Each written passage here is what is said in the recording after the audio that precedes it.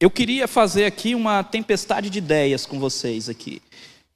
Vamos ver se vocês conseguiram refletir bem. Deixa eu ver qual canetão está funcionando melhor. Esse tá. Em uma palavra, o que vocês aprenderam ontem? Relacionamento. Espera que eu vou. Relacionamento. Cuidado. Que mais?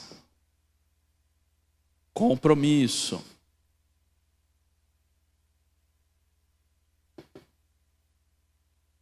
Paciência?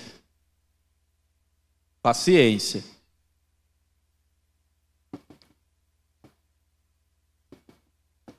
Que mais? Calma aí, alguém falou alguma coisa aqui que eu não anotei. Foi lá atrás. Isso, não é uma classe. Não classe. Legal. Perseverança. Acabou o quadro.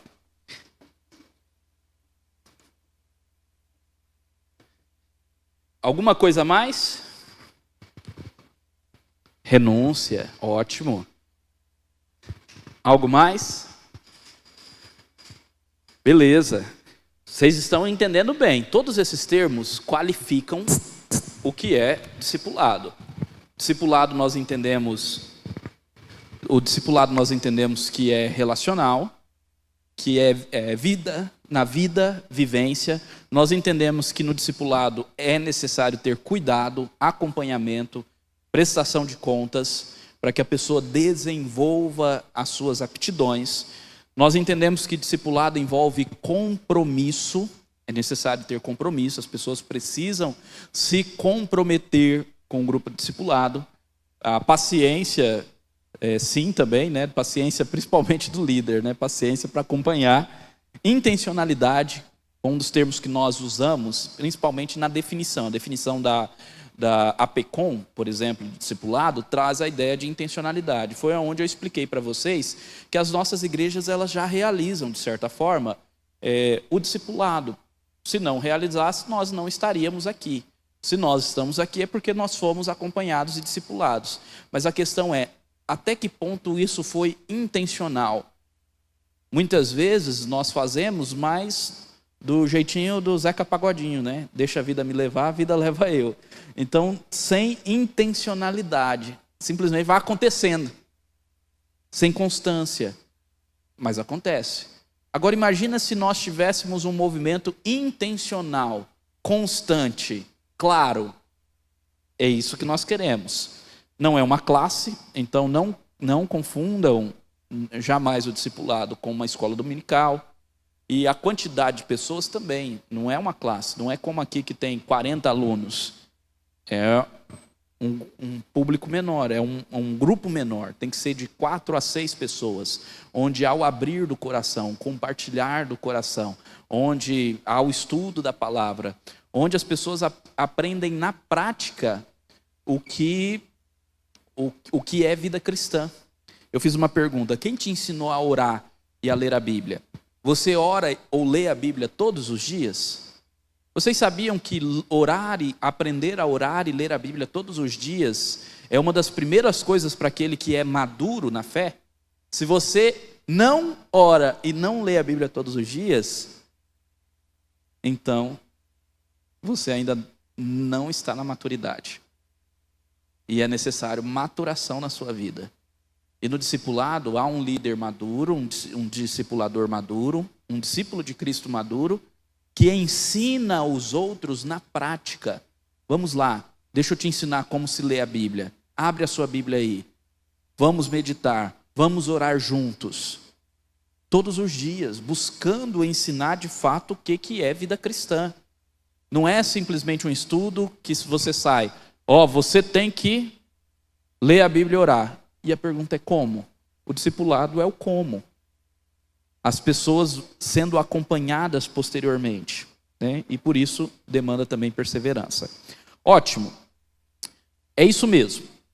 E nós tivemos uma definição de discipulado. Na verdade, eu trabalhei 2 definições de uma maneira um pouco mais extensa. Nós vimos a diferença entre a utilização do termo discipulado, que é utilizado, por exemplo, nesse livrinho aqui do Jonas Madureira e no livro do Dietrich Bonhoeffer como vida cristã, se confunde como vida cristã, ou seja, o fato que você é um seguidor de Cristo, isso é o discipulado de Jesus, seguir a Jesus.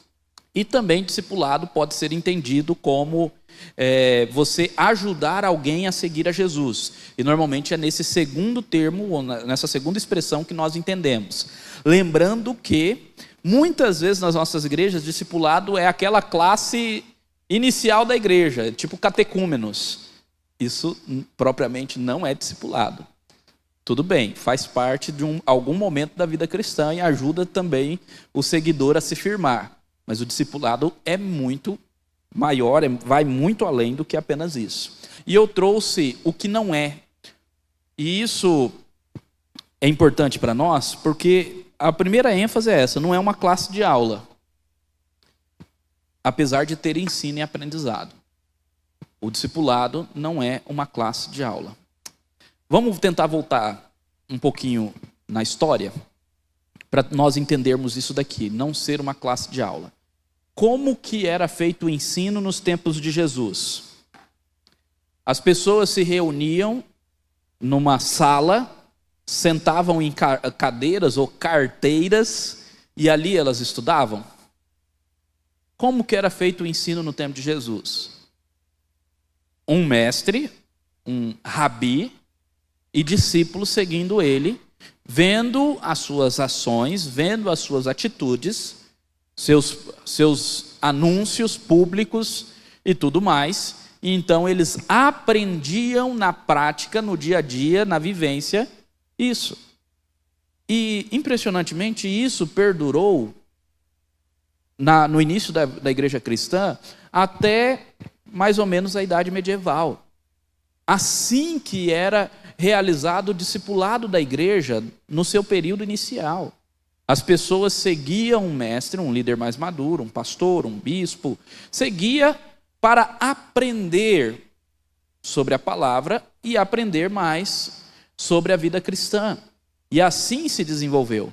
Quando nós temos o termo para discipulado, matetês, significa aprendiz, aquele que aprende, aquele que acompanha, aquele que segue.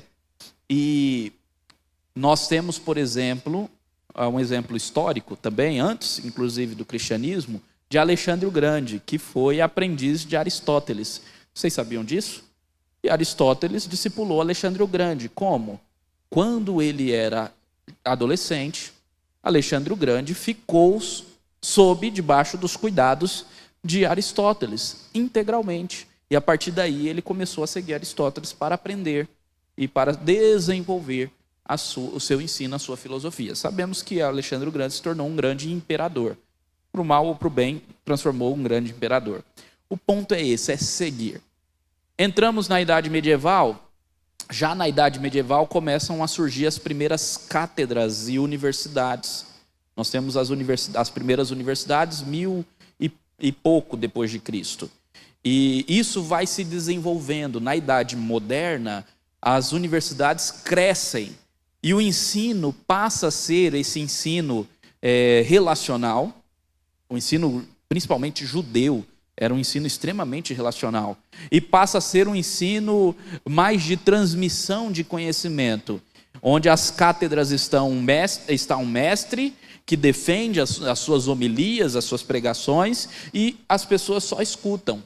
Então surge a sala de aula. E assim, a partir da Idade Moderna, o mundo surge dessa forma, ou ensina dessa forma. Mas a igreja continuou, de certa forma, tendo discipulado um a um, vida na vida, o pastoreio um a um, o pastoreio vida na vida. Até que, em dado momento, isso não muito velho, surge a escola bíblica dominical. Obrigado. Eu também estou com uma garrafinha ali. Obrigado mesmo. Então, até que surge a escola dominical. E, para espanto de muitos, a escola dominical não é tão velha assim. Ela tem de idade menos de 200 anos. E surge dentro desse contexto de cátedra, de ensino, para suprir uma necessidade das igrejas que estavam crescendo, para ensinar os seus membros. Mas o ensino da escola dominical não é discipulado. Por quê? Porque é um ensino meramente formal, onde um professor fala e os alunos escutam e não tem a prática. Não tem a prática. Imagine o seguinte: quem é bom aqui de Excel? Ninguém. Aqui. Os dois são bons de Excel. Imagina que vocês vão ensinar alguém aqui, nós que não somos bons de Excel, a fazer uma tabela cheia de fórmulas. Fórmulas de cálculo, essas tabelas aí de orçamento, de um monte de coisa. E aí você coloca lá tab, passo, igual, vocês já perceberam que eu não sei, né? E aí coloca um monte de coisa lá. Se vocês chegarem aqui e só falar, ó, vocês têm que fazer uma tabela assim, assim, assim, assado. E pronto. Nós vamos conseguir realizar essa tabela? Por que não vamos conseguir realizar? Porque nós não vimos. Nós precisamos ver. Deus nos dotou não só com um sentido, mas com 5 sentidos. Porque nós precisamos ver, sentir. O brasileiro não é assim? A gente quer comprar um negócio, aí ele fala, só vou dar uma olhadinha. Aí pega o negócio e tal. Tem loja que diz, não pode tocar. Então eu não vou comprar nessa loja. Se não pode tocar, eu não posso ver. Então tem que tocar, tem que sentir. É isso. Eles precisam pegar, para nos ensinar, a abrir lá o computador, o Excel, fazer nós observando, depois nós temos que fazer, eles precisam observar, para então nós fazermos sozinhos. Esse é o problema de uma perspectiva educacional, mais de sala de aula. O problema é que não rompe com essa questão do ensino prático, da prática do ensino. Observe, quando nós fazemos licenciatura, principalmente, nós temos que ter estágio. Na verdade, não só licenciatura, alguns bacharelados também. O que é o estágio? É justamente a prática. Porque algumas matérias têm que ter prática. Porque senão não dá certo. E é mais ou menos isso que falta no contexto da igreja em relação ao seu ensino. Exatamente isso é o que nós chamamos de discipulado. Ok, então não é um currículo, o currículo vai nos levar para algum lugar, ele é importante porque nos dá intencionalidade, mas não é apenas o currículo. Não é uma programação da igreja, um evento, apesar de ter agenda fixa, mas não é um evento da igreja. Como eu falei ontem, o ideal é não que você faça isso. Ó, pessoal, a partir de hoje nós vamos ter o discipulado, quem quiser se inscreva. Por quê? Porque o discipulado, ele não é uma programação, não há um anúncio público. Ele cresce silenciosamente, à medida que um líder treinado chama alguns liderados para caminhar com ele.